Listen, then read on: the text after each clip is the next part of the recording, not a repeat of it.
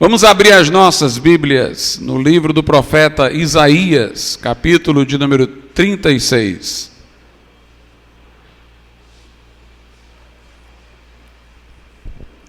Isaías, capítulo de número 36. Vamos lê-lo todo. Diz assim: E aconteceu no ano 14º do rei Ezequias, que Senaqueribe, rei da Síria, subiu contra todas as cidades fortificadas de Judá e as tomou. Então o rei da Síria enviou a Rabsaque de Laquis a Jerusalém, ao rei Ezequias, com um grande exército, e ele parou junto ao aqueduto do açude superior, junto ao caminho do campo do lavandeiro. Então saíram a ter com ele Eliaquim, filho de Uquias, o mordomo, e Sebna, o escrivão, e Joá, filho de Asaf, o cronista. E Rabsaque lhes disse: Ora, dizei a Ezequias, assim diz o grande rei, o rei da Síria, que confiança é esta em que esperas? Bem posso eu dizer, teu conselho e poder para a guerra são apenas vãs palavras. Em quem, pois, agora confias, que contra mim te rebelas? E eis que confias no Egito, aquele cajado de cana quebrada, o qual, se alguém se apoiar nele, lhe entrará pela mão e a furará. Assim é Faraó, rei do Egito, para com todos os que nele confiam. Porém, se me disseres, no Senhor nosso Deus confiamos, porventura não é este aquele cujos altos e altares Ezequias tirou e disse a Judá e a Jerusalém, perante este altar adorareis? Ora, pois, empenha-te com meu senhor, o rei da Síria, e dar-te-ei 2.000 cavalos, se tu puderes dar cavaleiros para eles. Como, pois, poderás repelir a um só capitão dos menores servos do meu senhor, quando confias no Egito, por causa dos carros e cavaleiros? Agora, pois, subi eu sem o Senhor contra esta terra, para destruí-la. O Senhor mesmo me disse: sobe contra essa terra e destrói-a. Então disseram Eliaquim, Sebna e Joá a Rabsaque: pedimos-te que fales aos teus servos em siríaco, porque bem entendemos, e não nos fale em judaico, aos ouvidos do povo que está sobre o muro. E Rabsaque, porém, disse: porventura mandou-me o meu senhor ao teu senhor e a ti para dizer estas palavras, e não antes aos homens que estão assentados sobre o muro, para que comam convosco o seu esterco e bebam a sua urina? Rabsaque, pois, se pôs em pé e clamou em alta voz em judaico e disse: ouvi as palavras do grande rei, do rei da Síria. Assim diz o rei: não vos engane, Ezequias, porque não vos poderá livrar. Nem tampouco Ezequias vos faça confiar no Senhor, dizendo: infalivelmente nos livrará o Senhor. E esta cidade não será entregue nas mãos do rei da Síria. Não deis ouvidos a Ezequias, porque assim diz o rei da Síria: aliai-vos comigo, e saí a mim, e coma cada um de sua vide, de sua figueira, e beba cada um da água de sua cisterna, até que eu venha e vos leve para uma terra como a nossa, terra de trigo e de mosto, terra de pão e de vinhas. Não vos engane, Ezequias, dizendo: o Senhor nos livrará. Porventura os deuses das nações livraram cada um a sua terra das mãos do rei da Síria? Onde estão os deuses de Amate e de Arpate? Onde estão os deuses de Sepharvaim? Porventura livrarão a Samaria da minha mão? Livraram a Samaria da minha mão? Quais dentre todos os deuses destes países livraram a sua terra das minhas mãos, para que o Senhor livrasse a Jerusalém das minhas mãos? Eles, porém, se calaram e não lhe responderam palavra alguma, porque havia mandato do rei, dizendo: não lhe respondereis. Então Eliaquim, filho de Uquias, o mordomo, e Sebna, o escrivão, e Joá, filho de Asaf, o cronista, vieram a Ezequias com as vestes rasgadas, e lhe fizeram saber as palavras de Rabsaque. Podeis assentar.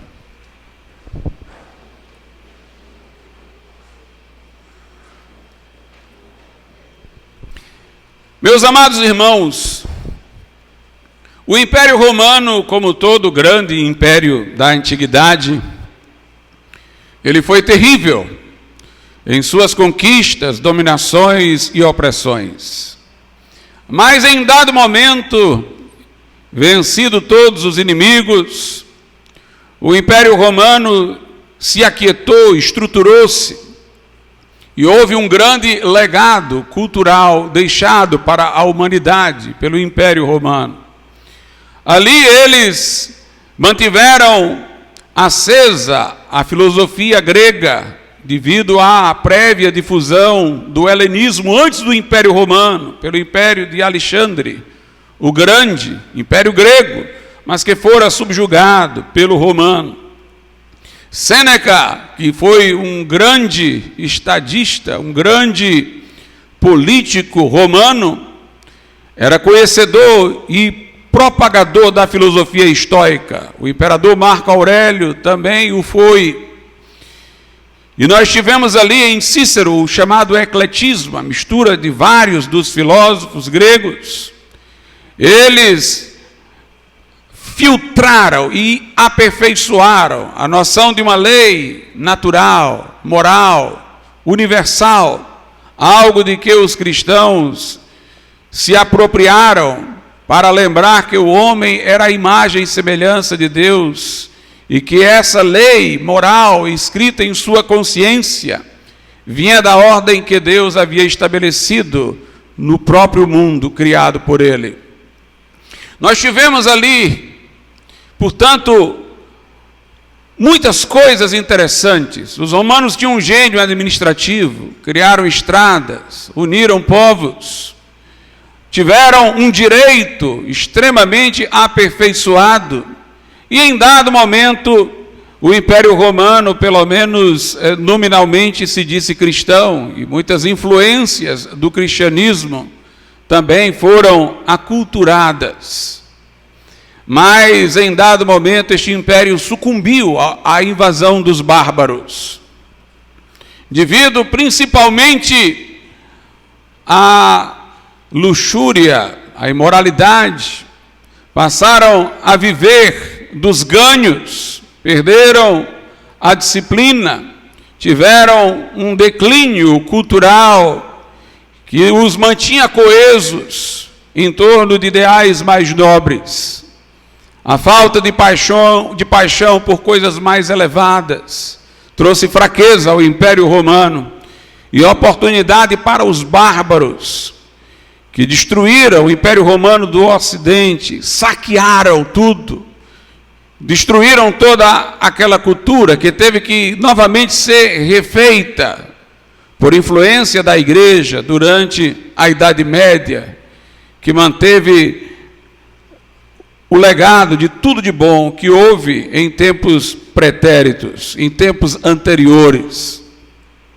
E um francês, eu acho que o nome dele, a pronúncia seria essa, Michel Henry, ele usou uma expressão no século XX, que faz alusão ao tempo em que o Império Romano sucumbiu pela invasão dos bárbaros. Ele usou a expressão invasão vertical dos bárbaros.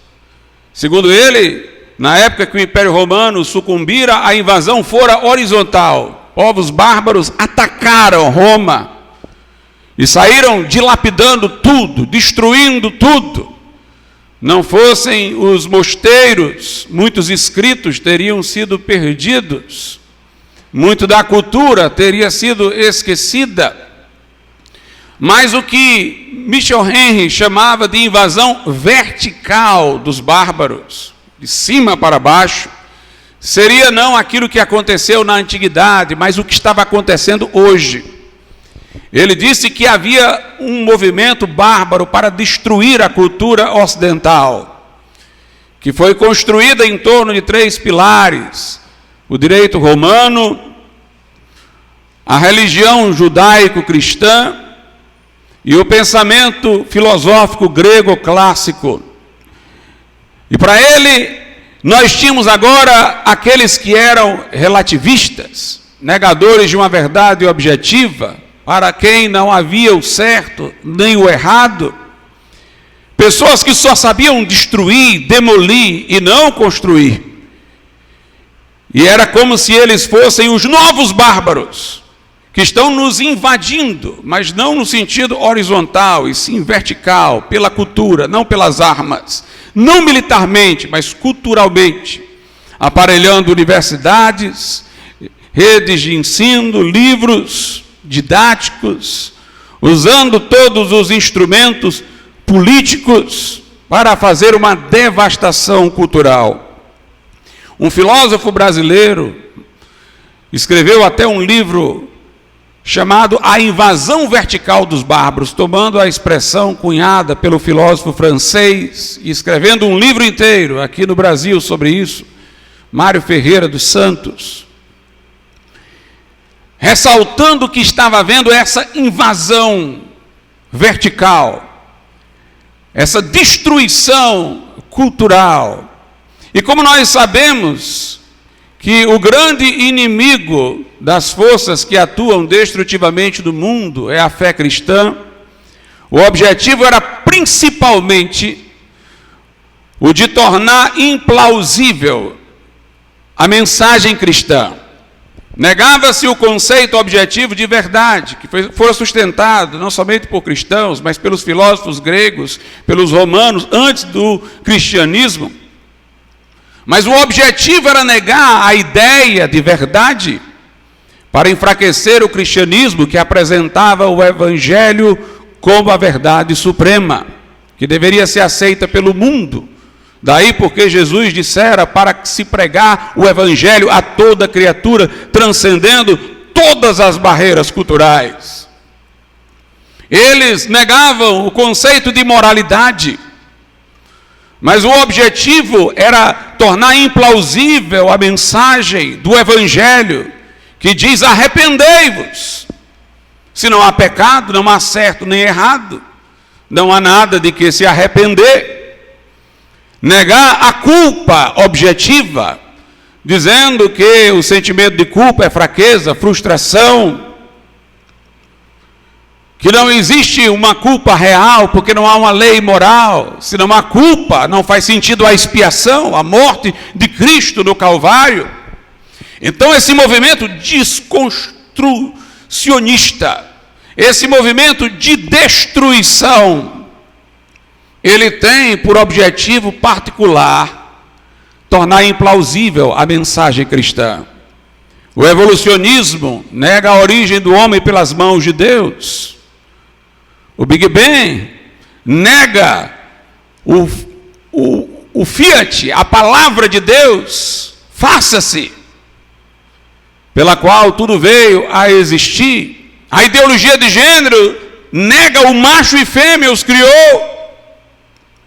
Há uma investida contra o casamento, porque inclusive o casamento é tomado na Bíblia não apenas como instituição primeira da criação, mas como a ilustração da relação que há entre Cristo e sua igreja. É uma guerra para desmontar tudo aquilo que dá relevância, que dá sentido à mensagem cristã, uma invasão vertical dos bárbaros para devastar a cultura. E isso vem se acentuando desde o século XX. Para falar a verdade, segundo C.S. Lewis, começa no final do século XIX. Essa agenda destruidora vem avançando e agora ela está acelerando mais do que nunca. Nós nos vemos como se estivéssemos sitiados, como se estivéssemos cercados. Eles entram no entretenimento, nos filmes, agora, pondo sempre uma pseudo-família, trazendo um desmonte na moral sexual cristã. Eles entram no ensino não somente agora universitário, mas médio, fundamental, eles entram na psicologia, os psicólogos, que orientam pessoas desconsiderando a moralidade. Nós temos agora os juristas, patrocinando essas ideologias, tribunais, violando a soberania popular para introduzir estas agendas concebidas em órgãos internacionais, como a ONU, por exemplo. Nós estamos vendo uma verdadeira invasão. Outrora nós cristãos nos víamos como aqueles que estavam saindo pelo mundo, pregando o evangelho a toda criatura, no poder do Espírito Santo, mudando vidas, transformando a sociedade. Mas se você examinar agora, poderá perceber que eles criaram sua própria versão do evangelho contra nós. O que eu quero dizer é que parece que eles são missionários, tentando substituir a nossa escola dominical por outra no próprio ensino básico, fundamental. Professores se veem como discipuladores dessas novas modas culturais, como pessoas investidas em posição e cargos, com a missão de patrocinar essa agenda. São eles que estão partindo para cima de nós no presente momento. São eles que estão tentando, entre aspas, entenda, entre aspas, falsamente, evangelizar os nossos filhos, trazer as chamadas boas notícias deles, que é a da desconstrução de tudo, para os nossos filhos. É um contrafluxo.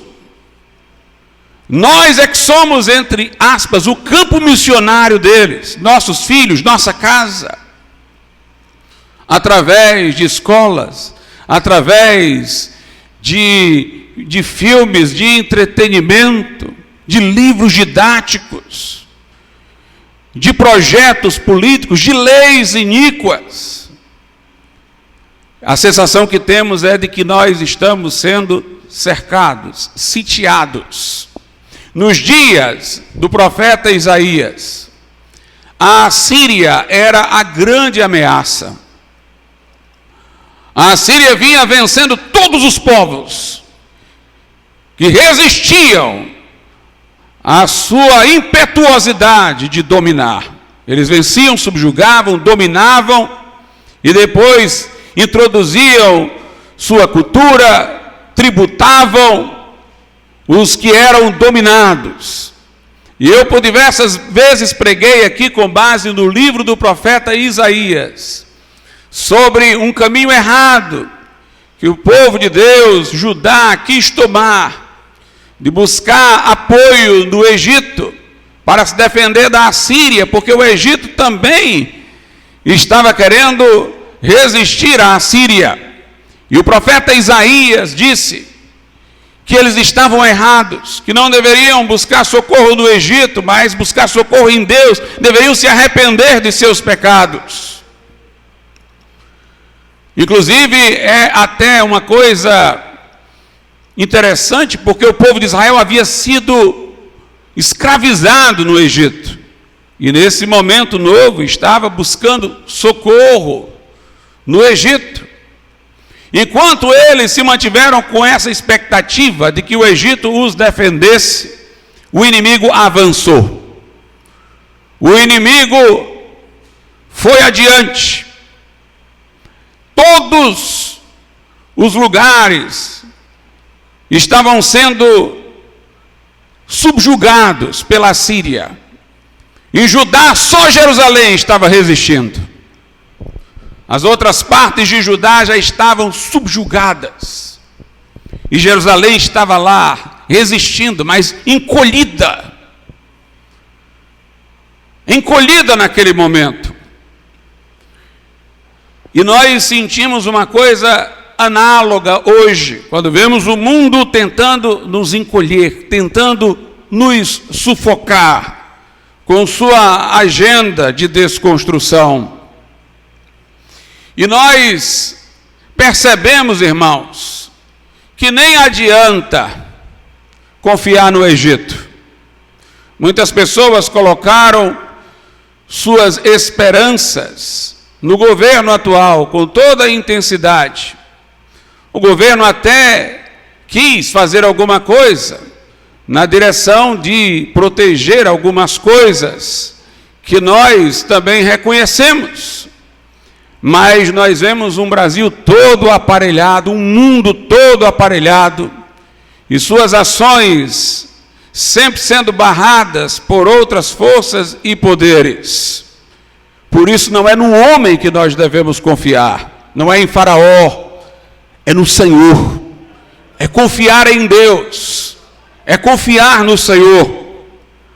E aqui nós vemos que Rabsaque, em nome do rei da Síria, foi dizer algumas palavras para algumas pessoas comissionadas por Ezequias para serem interlocutores com o que representava o rei da Síria.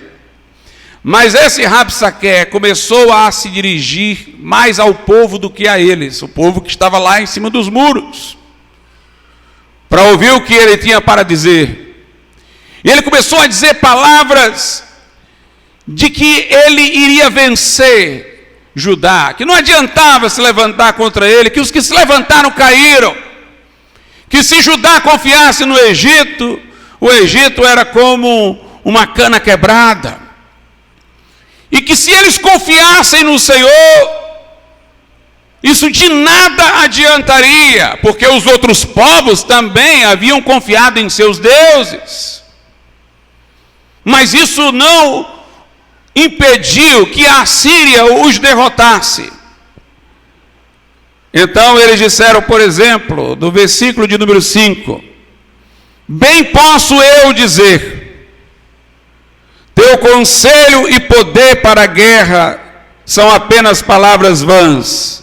É o que Rabsaque diz para Ezequias, através dos que vieram em seu nome. Bem posso eu dizer, teu conselho e poder para a guerra são apenas vãs palavras. Em quem, pois, agora confias, que contra mim te rebelas? É interessante, irmãos, como o discurso vem forte do inimigo. Ele chega a dizer, olha, vocês querem carros do Egito? A gente dá para vocês, para Ezequias. Te entrega, Ezequias, que a gente te premia. Depois ele se dirige ao povo. Se vocês se entregarem, vão ter pão para comer, vão poder voltar a cuidar da vida de vocês. Só não dizia que vão fazer isso dominados pelo inimigo. O inimigo, irmãos, quer domínio, quer dominar, usou de todos os estratagemas. Diz que se Ezequias se entregasse, ele receberia ajuda. Se o povo se entregasse, voltaria à sua vida normal, sendo que dominados pela Síria. Eles disseram a Ezequias, não engane o povo com vãs palavras. O que você tem a dizer são só palavras, isso não traz força a nada. E enquanto Rabsaque dizia essas coisas, os que estavam lá em nome do rei Ezequias começaram a ficar preocupados, porque o povo poderia desanimar com aquelas palavras. E então no verso 11 diz, então disseram Eliaquim, Sebna, Joá a Rabsaque, pedimos-te que fales aos teus servos em Síria, fala para nós, que viemos em nome do rei. Fala na tua língua, que o povo de Israel, o povo de Judá não sabia, eles é que sabiam. Fales aos teus servos em siríaco, porque bem o entendemos, e não nos fale em judaico, aos ouvidos do povo que está sobre o muro. Eles disseram, fala com a gente na língua da gente, mas não fala em judaico, fala em siríaco, a gente entende. Porque eles não queriam que o povo ouvisse aquelas palavras desafiadoras, para o povo não desanimar. Mas o inimigo era audaz. Verso 13, Rabsaque pôs em pé e clamou em alta voz em judaico e disse: ouvi as palavras do grande rei, do rei da Síria. Assim diz o rei: não vos engane, Ezequias, porque não vos poderá livrar. Meus irmãos, a guerra que enfrentamos hoje, uma guerra que, acima de tudo, é espiritual. Nossa luta não é contra carne nem sangue, mas contra principados e potestades. Mas na dimensão visível é uma guerra cultural, é uma prova de nervos, é uma guerra de nervos. Por isso que o tempo exige que nós tenhamos uma liderança forte. Porque é muito mais cômodo, irmãos, a gente fazer de conta que nada disso existe. Continuar pregando apenas a mensagem direta do Evangelho, sem confrontar a cultura, enquanto os nossos filhos que estão sendo matriculados na escola, e temos que matricular, estão sendo levados para outro pensamento. E aqueles que querem manter essa ingenuidade, amanhã se surpreenderão ao ver em suas igrejas a nova geração totalmente corrompida, totalmente aliciada, seduzida pelo mal. Eu tenho dito, a escola foi uma parceira da família quando eu era criança. A mesma moralidade que eu aprendi em casa, eu aprendia na escola. Era uma extensão da família. Tanto que naquele tempo se prestigiavam as escolas religiosas. Elas estavam entre as melhores. Havia uma homogeneidade ainda moral nos princípios básicos. A escola era uma parceira. Hoje, a escola é um perigo. Exige de nós vigilância e cuidado. Mas tem gente que ainda está com o imaginário do passado. Ele pensa que as coisas ainda são como eram. Ele pensa que está colocando o filho na escola e está protegendo e está tudo bem, sem acompanhar, sem fiscalizar, sem observar, porque ele está com o imaginário do tempo passado e eles se aproveitam disso, do imaginário antigo, para que nós não tomemos iniciativas de resistência. Alguns estão acostumados com a política do passado, que era a política que decidia se ia ter sinal aqui ou acolá, se haveria uma intervenção aqui na economia ou não, quanto que ia investir em educação e saúde. Mas hoje em dia a política não tem mais por objeto elementos econômicos, mas culturais, uma desconstrução cultural. E alguns dizem: não, nós não podemos falar disso, porque isso está sendo objeto de discussão política e nós estamos nos envolvendo em política, nós não podemos nos envolver em política partidária. Mas quando alguém está patrocinando uma cultura do mal, nós temos que resistir. Na Idade Média, a Igreja Romana tomou as instituições e ensinava suas heresias por meio delas, e os reformadores resistiram. Hoje em dia, essas novas ideologias tomaram as instituições e tentam introduzir essas ideias. Nós temos que resistir. Se isso fosse envolver com política, que seja, nós não podemos nos envolver com política partidária, nós não temos candidato nem partido nesse mundo, mas nós temos que lutar contra todo o mal que quer avançar contra nós.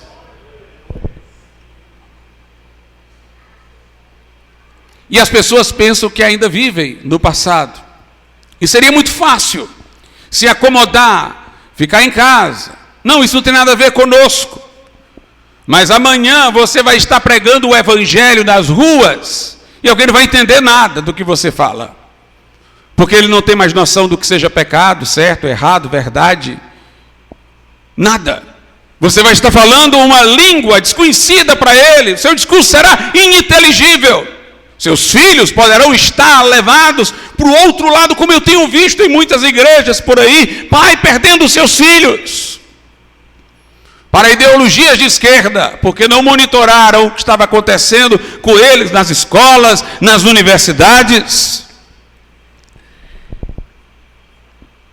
Se você entrar nessa guerra e levantar a sua voz profética, você vai ter algumas vezes que não vai conseguir dormir de noite, de angústias.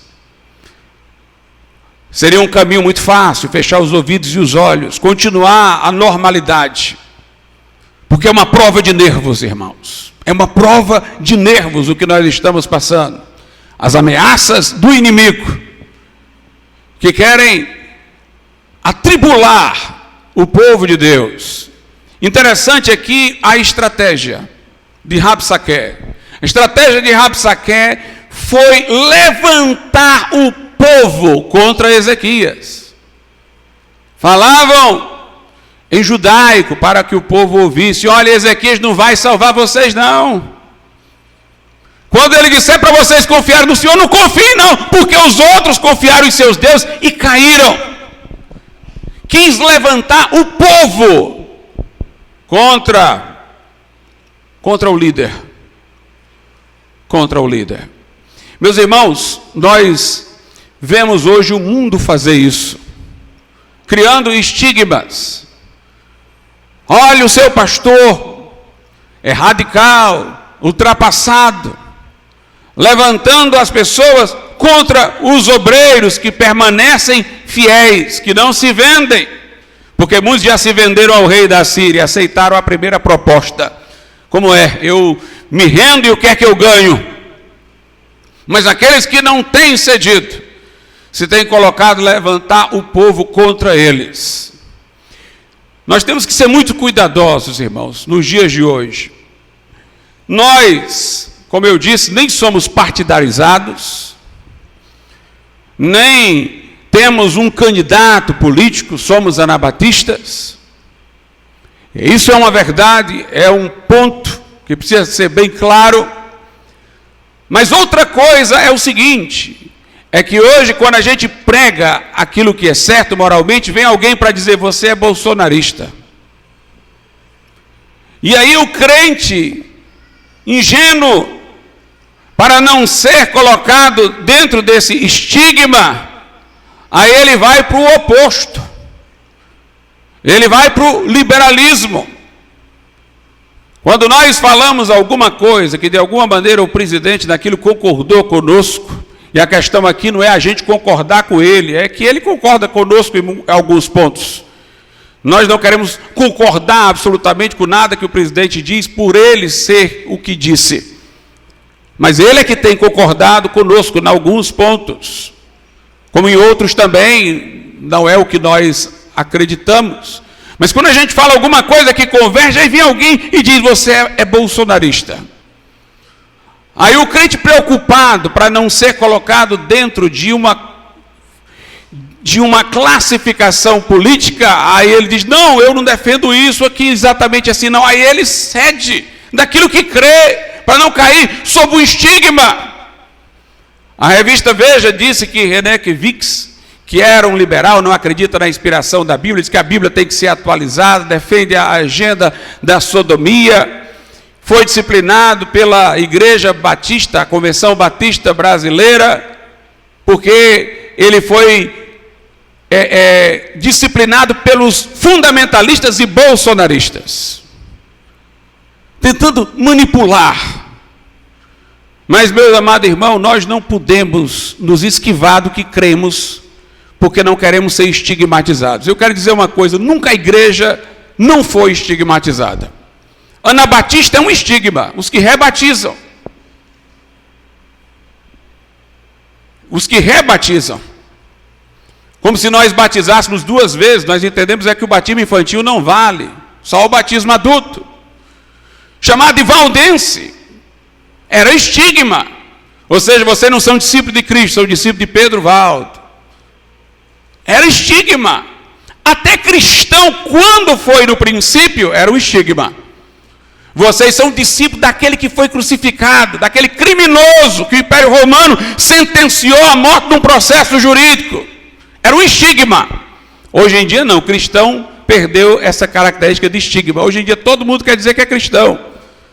Católicos, Pessoas que não pisam na igreja, não, mas eu sou muito cristão, amo o próximo. Qualquer político desse daí, seja lá o que ele diga, ele diz, eu sou cristão. Hoje em dia, ser chamado de cristão não é estigmatizar, é elogiar. Por isso que eles dizem, você não é cristão, você é bolsonarista, você é fundamentalista, você é isso, você é aquilo. Não ache ruim, não. Essa é a forma de nos estigmatizar hoje. Eles vão dizer que nós somos radicais, ora vai dizer que é bolsonarista, como se querendo desclassificar que nós somos seguidores de Cristo, que nós somos seguidores do Evangelho. Vão dizer, vocês são fundamentalistas, vocês são radicais, vocês são pessoas retrógradas, vocês. Vai ser sempre estigma, irmãos. E aí tem crente que ainda está com aquela imagem de cristão do tempo bíblico, que era um estigma, e diz, olha, ele não está me considerando cristão, então eu tenho que ficar dentro da expectativa dele, para ele me considerar um cristão. Nós não estamos convencendo ninguém, irmãos, a nos aceitar como cristãos, não, nós temos que ser cristãos de verdade, independente do nome que ele nos dê. Com certeza, se você for fiel, não é de cristão que ele vai lhe chamar, ele vai se chamar de cristão. A você ele vai chamar de tudo, retrógrado, fundamentalista, radical, fanático, mas ele não vai lhe chamar de cristão. Estava ali Rabsaqué usando estratégias discursivas, numa guerra de nervos. Nós estamos hoje numa guerra de nervos. Os fracos, irmãos, vão retroceder. Os fracos vão fechar os ouvidos e os olhos. Os fracos vão se esconder e não vão confrontar, porque é pesado. Eu digo por mim, é pesado. Enfrentar isso no ambiente que eu estou, universitário, é pesado, irmãos. E exige que Deus sustente, porque balança, porque é forte a pancada, o martelo bate com força. Mas nós precisamos de gente corajosa nos nossos dias. E querem levantar o povo contra os líderes. Ah, você está seguindo um fundamentalista. Você está seguindo um ista disso, um ista daquilo. Seja mais flexível, seu pastor é um bitolado. É uma tentativa de levantar o povo contra os obreiros que estão agindo seriamente. Por isso que lá na carta de Paulo a Timóteo, a Bíblia diz assim, segunda carta a Timóteo, capítulo de número 3, a partir do verso 1. Sabe, porém, isto, que nos últimos dias sobrevirão tempos trabalhosos. Timóteo era o que? Era pastor, irmãos. Paulo está dizendo que nos últimos dias haveria tempos trabalhosos. Trabalhosos para quem? Para pastor. O pastor sério vai suar mais no final. Vai ser fadigante para aquele que quer ser fiel. Sabe, porém, que nos últimos dias sobrevirão tempos trabalhosos. Aí você vai ler o que vem adiante. Ele vai mostrar como as coisas que nós estamos vendo no mundo hoje, falta de noção de autoridade, valorização de pai e mãe, como essas coisas vão entrar dentro da igreja, atribulando os ministros fiéis. Olha aí, versículo 2, porque haverá homens amantes de si mesmos, egoístas, muito culto estético, a própria personalidade, avarentos, presunçosos, soberbos, acha que sabe tudo, que não tem que aprender com ninguém, blasfemos, desobedientes a pais e mães, não tem noção do valor da família, ingratos, profanos, sem afeto natural, irreconciliáveis, caluniadores, intemperantes, cruéis, sem amor para com os bons, traidores, obstinados, orgulhosos, mais amigos dos deleites, dos prazeres do que de Deus, tendo aparência de piedade, mas negando a eficácia dela, destes afasta-te. Ou seja, no final o mundo vai dizer o seguinte: você não precisa deixar de ser cristão, não. Seja cristão, mas seja um cristão que aceita isso, um cristão que aceita aquilo. E as pessoas vão indo, cedendo para agradar o mundo, para ter aceitação. No final, a única coisa que elas ficaram foi com o nome de cristão. No mais, tudo elas já se venderam. Tem a aparência de piedade, ficou só a casca, mas o miolo foi embora.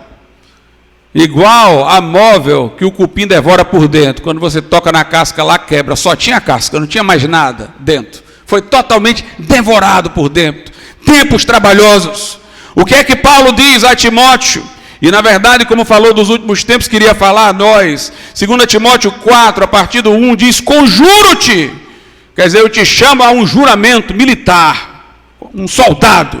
Conjuro-te, pois, diante de Deus e do Senhor Jesus Cristo, que há de julgar os vivos e os mortos na sua vida e no seu reino. Eu te chamo a compromisso diante de Deus e de Jesus, que vão julgar os vivos e os mortos.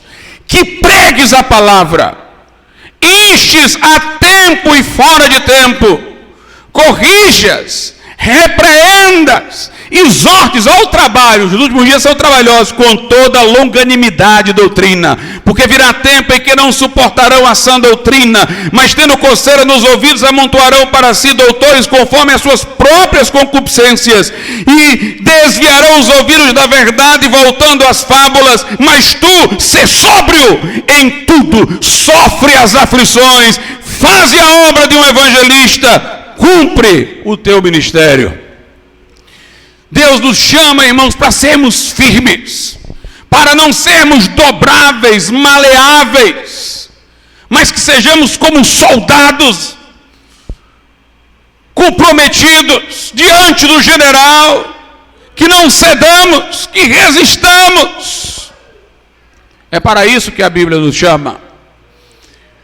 Hoje nós estamos vendo esse Estado que tem esse projeto cultural avançar em força e poder. Como eu disse em muitas lives, foi dado pelo Supremo Tribunal Federal a estados e municípios poderes que nem o presidente da República, pela Constituição de 88, tem. Poderes de implementar lockdowns, de fechar comércios, de enclausurar pessoas dentro de casas. Se você conhece a história, sabe que isso não é normal. Os antecedentes para isso são os regimes totalitários, são os regimes despóticos. Nós não entramos na questão da vacina em si e por si. Há elementos que favorecem a tomada da vacina, outros que não. Eu tenho minha própria posição, mas essa questão eu deixo todos à vontade. Mas a obrigatoriedade de se vacinar, de portar documentos para entrar nos lugares.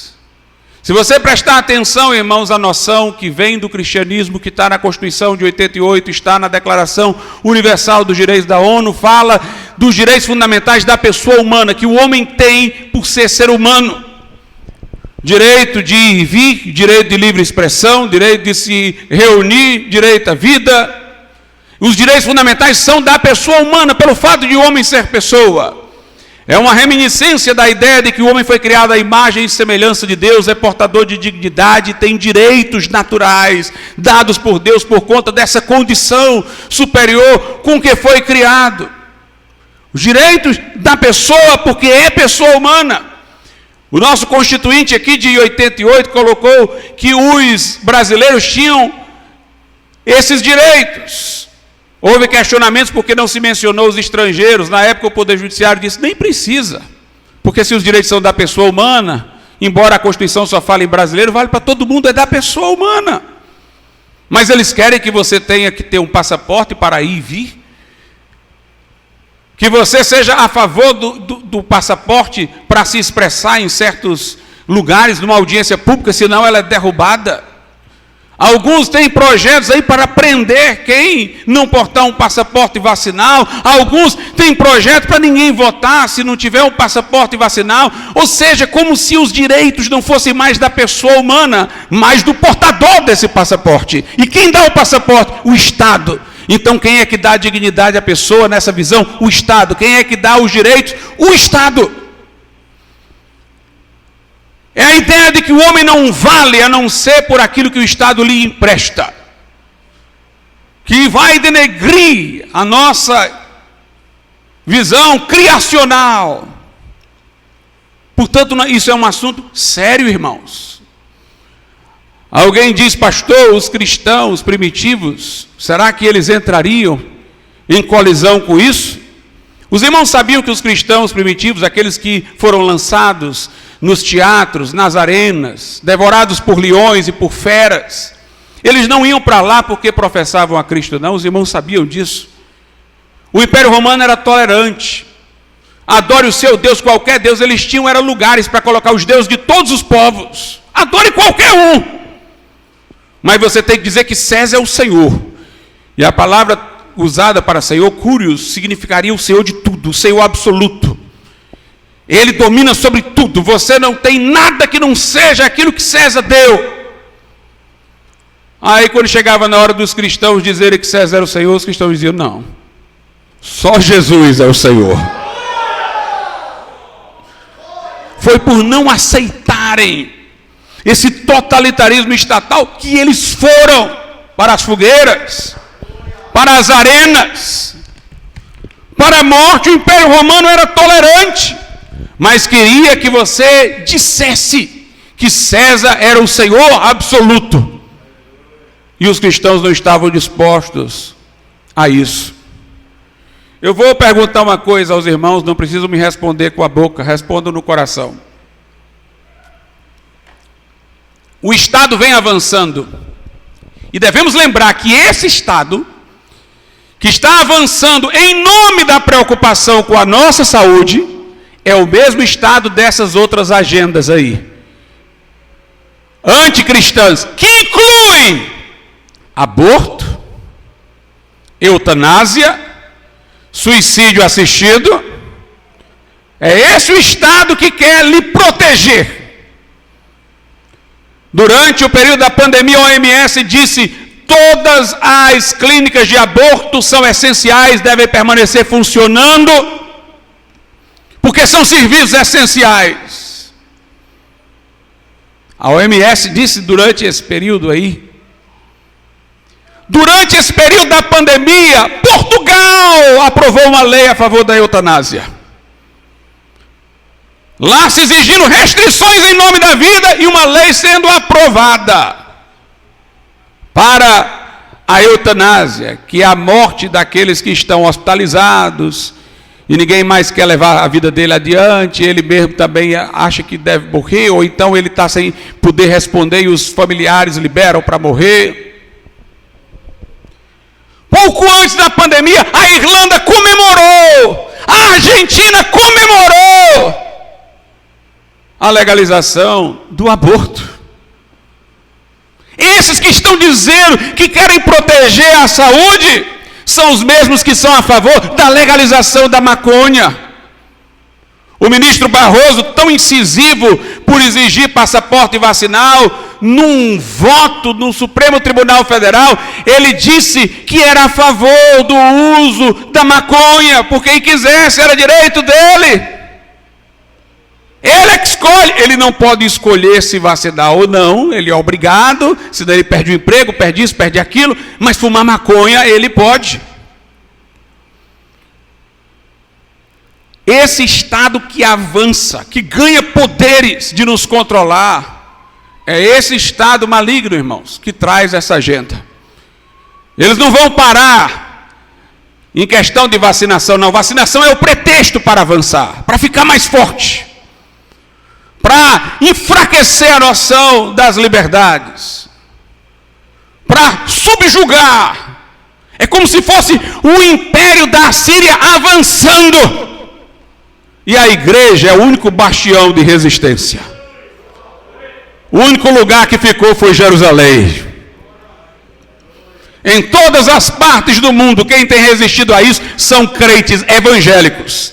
Tem alguns católicos, mas a maior parte em todos os países do mundo que resistem são evangélicos, porque sabem onde isso vai chegar. Porque sabem o que o Império Romano fez, o Império Romano pagão na perseguição aos cristãos. São crentes que estão resistindo contra isso daí. Dietrich Bonhoeffer, durante o período nazista, ele disse: quando todas as instituições se renderam, só ficou a igreja. Formou-se lá na Alemanha a igreja confessante, que era a igreja mártir, disposta a morrer, mas não aceitar que o nazismo subjugasse suas liberdades, incluídas a de pregar o evangelho, de lembrar que o Velho Testamento veio dos judeus. Quando eles começaram a pregar, aqueles que ainda se sustentavam na defesa da liberdade se abrigaram na igreja. Dietrich Bonhoeffer disse: na hora do confronto, todos aqueles que defendiam liberdade viram que no final das contas o último reduto de defesa da liberdade é a igreja do Senhor, é a igreja evangélica. E foram buscar apoio junto à igreja. Nós somos como uma Jerusalém sitiada, irmãos, por um rei da Síria que avança. Mas eu disse que ia fazer uma pergunta para cada um responder. A pergunta é a seguinte: vamos hipoteticamente supor, não é o que a gente está vendo, não é o que eu entendo como sendo o que seria, o que será, mas vamos hipoteticamente imaginar, se o Estado conseguisse vencer essa doença definitivamente, com suas vacinas, passaportes vacinais e tal, mas aumentasse o controle sobre nós. Estaria vencida a enfermidade, mas ele é que decidiria agora onde vamos entrar, quando é que podemos nos reunir, o que é que nós podemos fazer. O que seria melhor? Isso ou o Estado ausente e a pandemia continuando? São duas perguntas. Você preferia o quê? A peste ou o totalitarismo? O que você preferiria? A resposta que você der vai dizer muito sobre você como crente. Daqui a pouco eu vou mostrar por quê.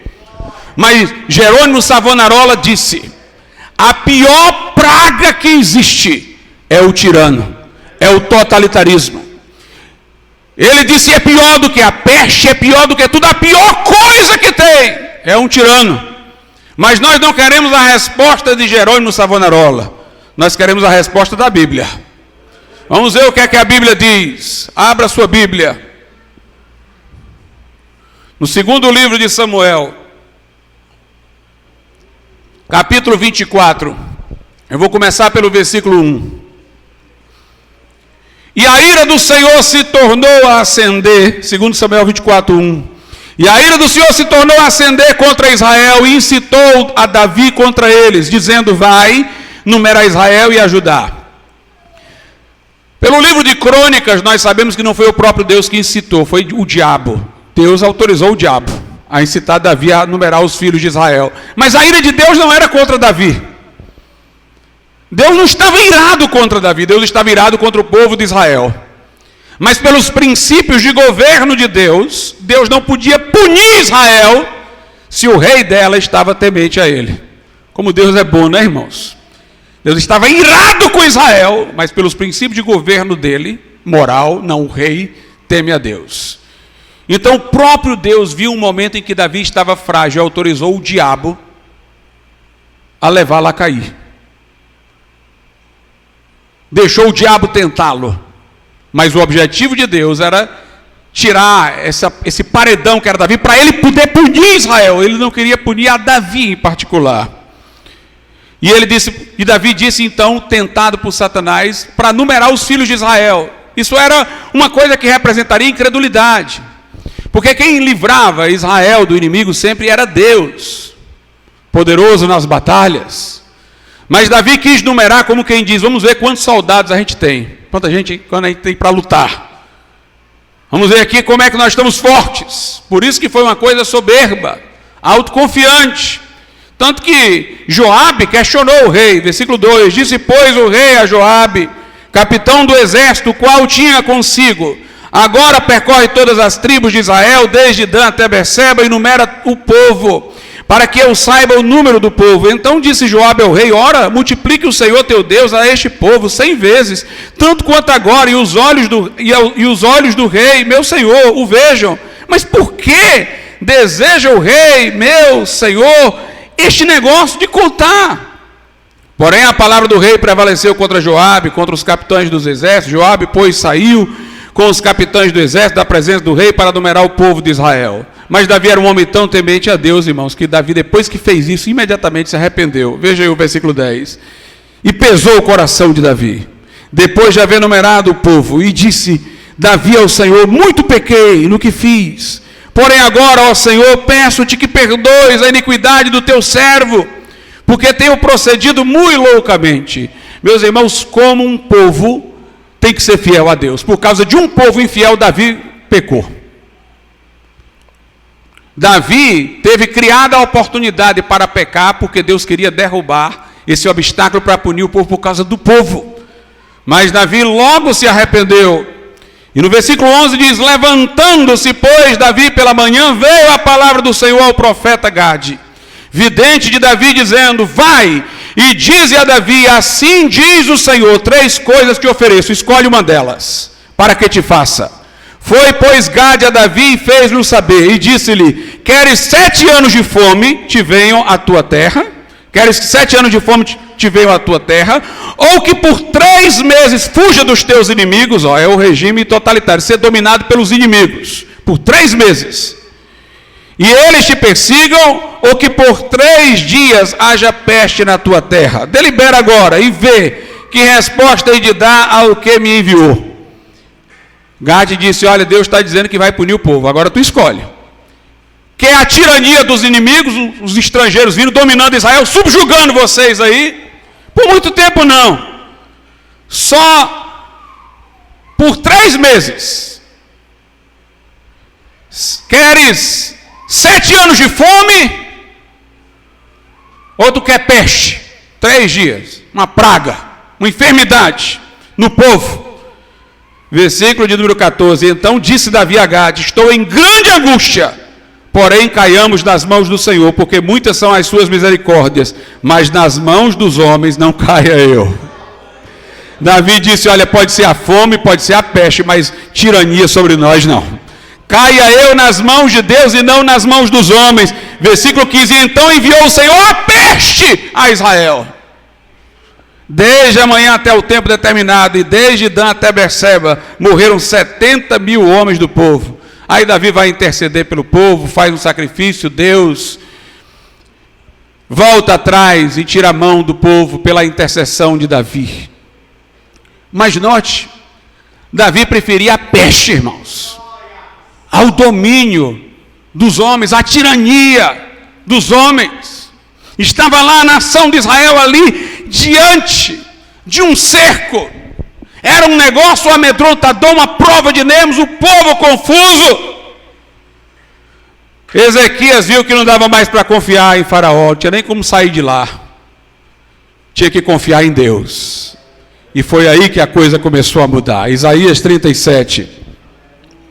E aconteceu que, tendo ouvido isso, o rei Ezequias, capítulo 37, verso 1, e aconteceu que, tendo ouvido isso, o rei Ezequias rasgou as suas vestes e se cobriu de saco e entrou na casa do Senhor.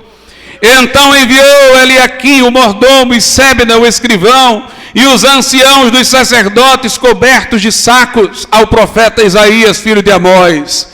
E disseram-lhe: assim diz Ezequias, este dia é dia de angústia, e de vitupério, e de blasfêmias, porque chegados são os filhos ao parto, e força não há para dá-los à luz. Porventura o Senhor teu Deus terá ouvido as palavras de Rabsaque, a quem o rei da Síria, seu senhor, enviou para afrontar o Deus vivo e para vituperá-lo com as palavras que o Senhor teu Deus tem ouvido. Faze oração pelo remanescente que ficou. E os servos do rei Ezequias foram ter com Isaías. Isaías lhes disse: assim direis a vosso Senhor, assim diz o Senhor, não temas à vista das palavras que ouviste, com as quais os servos do rei da Síria me blasfemaram. Eis que porei nele um espírito, e ele ouvirá um rumor, e voltará para a terra, e o farei cair morto à espada na sua terra.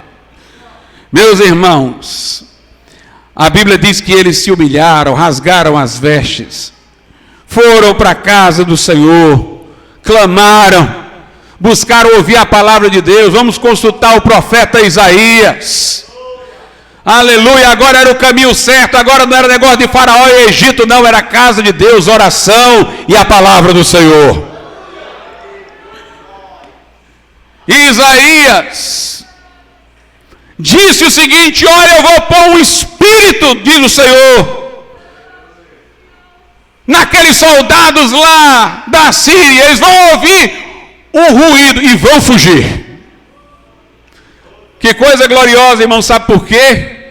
Porque Rabsaque disse para o povo: não ouçam as vãs palavras de Ezequias, o que ele tem para dizer é só palavra, palavra não salva ninguém. E Deus disse: está dizendo que palavra não salva ninguém? Pois eles vão correr só de assobio, vão correr só de ruído, vão correr só de rumor. Quando a igreja ora e Deus se levanta, irmãos, é só o ruído para fazê-los correr. A Bíblia fala que o anticristo vai entrar no santuário, se apresentar como Deus e tal, para ser homenageado. A Bíblia diz, e Jesus vai derrubá-lo com o sopro da sua boca. Vai cair por terra. Zombou das palavras, mas ia fugir por causa de um ruído. Diz o verso 8: voltou, pois, Rabsaque e achou ao rei da Síria, pelejando contra Líbna, porque ouvira que já se havia retirado de Laquis, e ouviu ele dizer que Tiraca, rei da Etiópia, tinha saído para lhe fazer guerra. Assim que ouviu isto, enviou mensageiros a Ezequias: assim falareis a Ezequias, rei de Judá, dizendo: não te engane o teu Deus, em quem confias, dizendo: Jerusalém não será entregue na mão do rei da Síria. Eis que já tenho ouvido o que fizeram os reis da Síria a todas as terras. Eis que já tens ouvido o que fizeram os reis da Síria a todas as terras, destruindo-as totalmente, escaparias tu? Mas a Bíblia diz no verso 15: e orou Ezequias ao Senhor, dizendo: ó Senhor dos exércitos, Deus de Israel, que habita entre os querubins, tu mesmo, só tu és Deus de todos os reinos da terra. Tu fizeste os céus e a terra. Inclina, ó Senhor, o teu ouvido e ouve. Abre, Senhor, os teus olhos e vê, e ouve todas as palavras de Senaqueribe, as quais ele enviou para afrontar o Deus vivo. Ezequias, irmãos, não estava preocupado com a sorte do povo, não, estava preocupado com a glória de Deus. Aleluia! Precisamos de líder assim, irmãos, que a preocupação dele seja a glória de Deus. A oração do Pai Nosso só tem negócio de pão nosso de cada dia lá no final. Começa é santificado seja o teu nome, santificado seja o teu nome, faça-se a tua vontade, venha o teu reino, prevaleça o Senhor. Ezequias diz: Senhor, Ele está afrontando Deus vivo, Ele está te afrontando.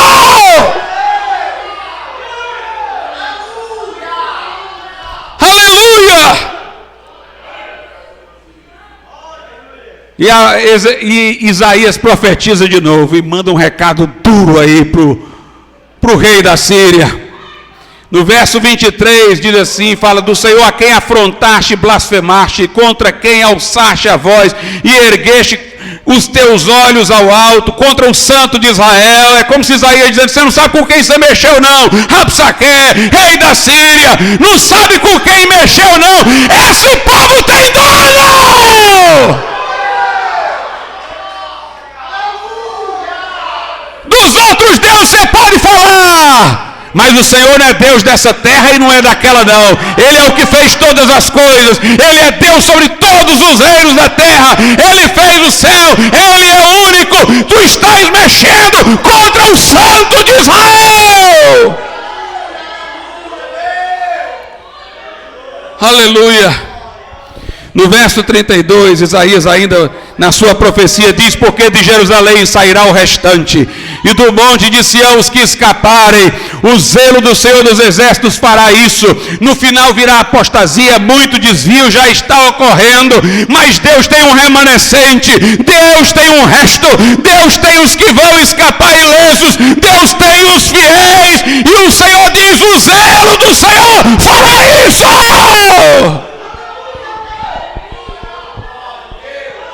No verso de número 34 e 35 diz: pelo caminho por onde vier o rei da Síria, por esse voltará, porém nesta cidade não entrará, diz o Senhor, porque eu ampararei esta cidade para livrá-la, por amor de mim, por amor do meu servo Davi.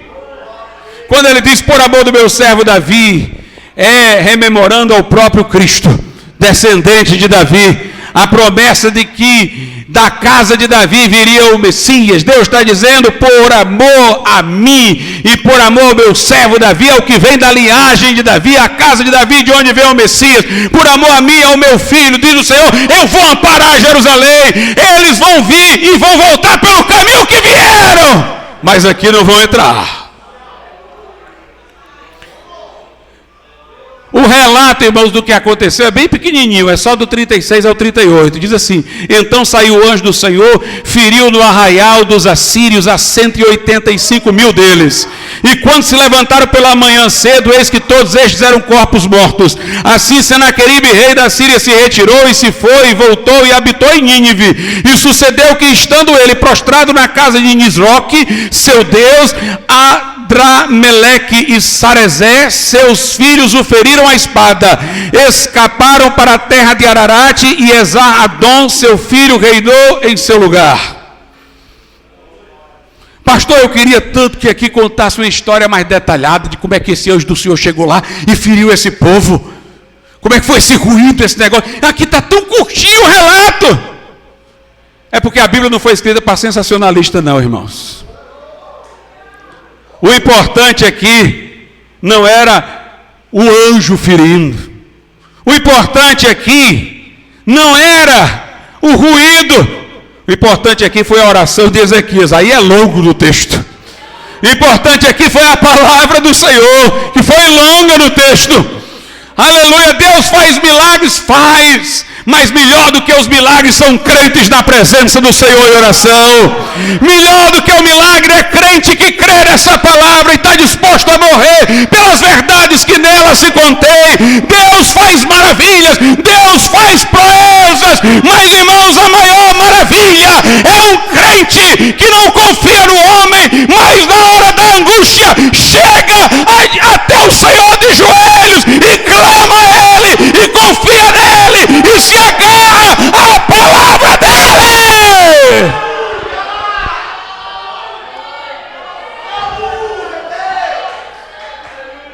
Aleluia.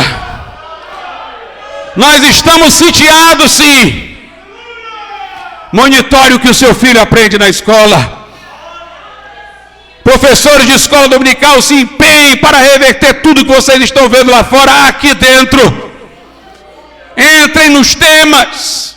Não ensinem só a historinha, não. Ensine mesmo. Derrube mesmo. Pregadores, líderes de congregação, façam soar a trombeta em Sião. Pregadores de praça, ergam a voz. Sejamos corajosos. Sejamos valorosos. Vamos escrever, vamos pregar, vamos ensinar, vamos reagir, vamos resistir. Mas acima de tudo, vamos confiar no Senhor. Vamos confiar no Senhor. Vamos orar. Vamos dizer: Senhor, eles estão afrontando é o teu nome.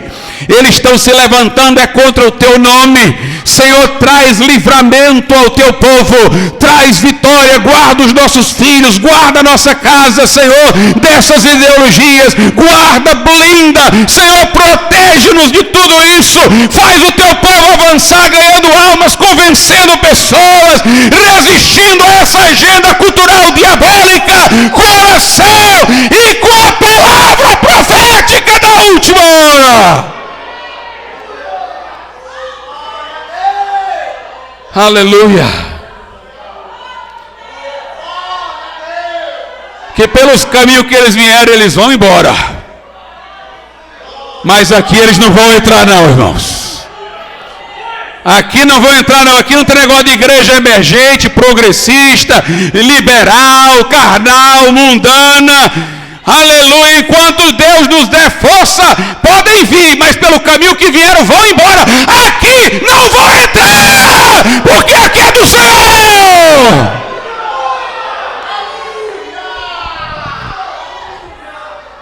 Vamos ficar de pé.